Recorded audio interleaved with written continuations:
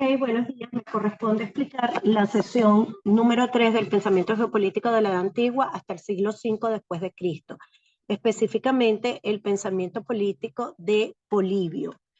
Vamos a comenzar la presentación con una pequeña biografía sobre Polibio.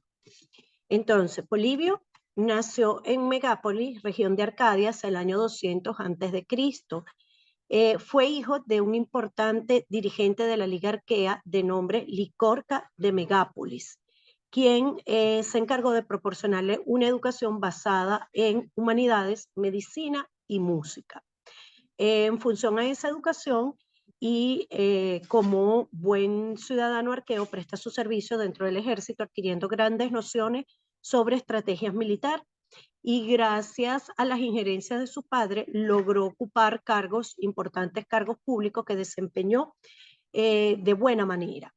Dentro del ejército arqueo, él logra ocupar el cargo de máximo oficial de la caballería de la Liga Arquea, desarrollando y conociendo grandes estrategias militares. Fue exiliado y fue enviado a Roma, donde permaneció 17 años. Dentro de ese exilio, le dio chance de conocer y relacionarse activamente con círculos culturales distinguidos, llegando incluso a recibir una invitación de un prestigioso general y político llamado Lucio Emilio Pablo Macedónico, el cual le encarga la educación de sus hijos, Fabio Máximo y Escipio Emiliano, con quien este último tuvo una gran amistad y viajó por campañas militares por África y la península ibérica, donde aprovechó el tiempo para estudiar sus costumbres y su geografía, conociendo de manos propias el desarrollo de las guerras púnicas. Entonces, a raíz de esta experiencia, él logra importantes aportes en la historia, creando y desarrollando escritos bajo una perspectiva universal. Asimismo, desarrolla una descripción geográfica detallada de las naciones mediterráneas y demás zonas de influencia romana, y explica y hace una síntesis de cómo estaba fundamentada la Constitución romana. Su principal aporte desde el punto de vista político es la anasinclosis de Polibio, que es una teoría que habla del sistema cíclico de los regímenes políticos. Se estima que Polibio fallece en el año 118 a.C. a los 82 años de edad. Entonces, dentro de su pensamiento político, lo más importante o el punto principal fue la anasinclosis, que se estableció desde el año 220 a.C. con el inicio de la Primera Guerra Púnica hasta el año 146 con el fin de la Tercera Guerra Púnica. Recordando que las guerras púnicas son esos conflictos bélicos que se enfrentaron entre Roma y el Imperio de Cartago. Ahora, ¿qué es la anasinclosis de Polibio? La anasinclosis sencillamente es una teoría que describe una sucesión cíclica de regímenes políticos y está basada en que todo régimen político tiende a degradarse, a corromperse. Esa anasinclosis está formado por 6 tipos o 6 regímenes políticos, de los cuales Polibio describe unos como regímenes políticos corruptos y otros como regímenes políticos justos. Entonces, dentro de el ciclo de la anasinclosis se comienza con la monarquía, que se considera un gobierno corrupto, pero dentro de la monarquía está la realeza, y la realeza para Polibio sí es justa. Luego está la tiranía y la oligarquía y la democracia como gobiernos corruptos, y solo la aristocracia es considerada como un gobierno justo. Veamos a detalle cada uno de ellos con algunas características principales que describen a estos regímenes políticos. Comencemos con la monarquía. La monarquía es la primera forma de gobierno y es la que surge donde hay una persona que por la fuerza se establece como líder y se monta en el poder como un monarca.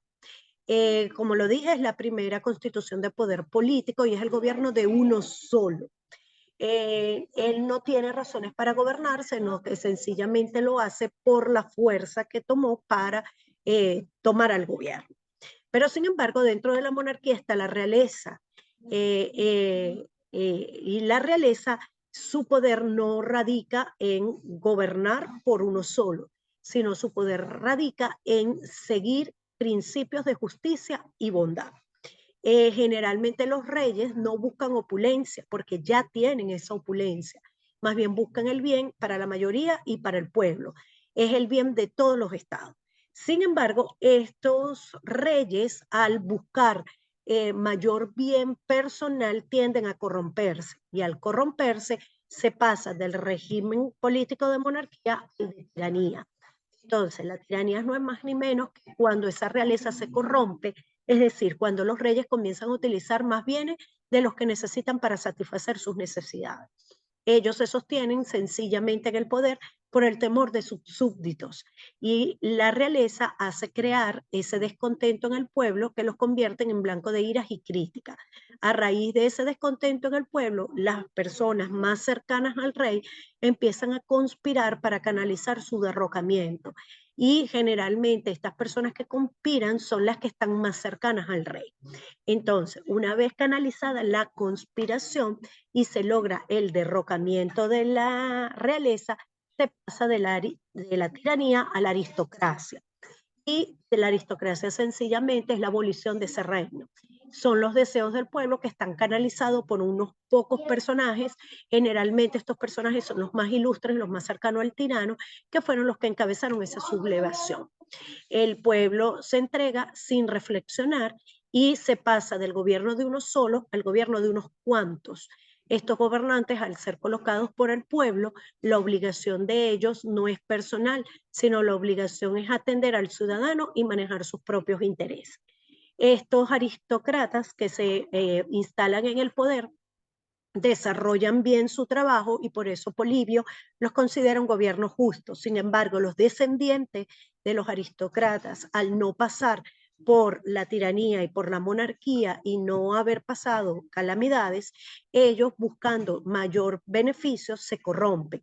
Y al corrompen el sistema, y al corromper el sistema, tumban a la aristocracia pasando a la oligarquía, que la oligarquía no es más que cuando esos aristócratas desprecian los principios de libertad e igualdad buscando beneficiarse a costa del resto de los ciudadanos.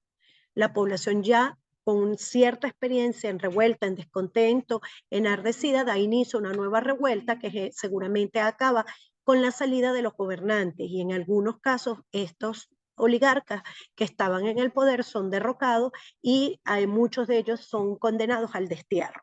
Entonces, cuando de la oligarquía se pasa a la democracia. La democracia es el gobierno de todos, es el gobierno del pueblo, es el pueblo que determina confiar la soberanía, es el pueblo de todos, no es el de uno como estaba en la monarquía.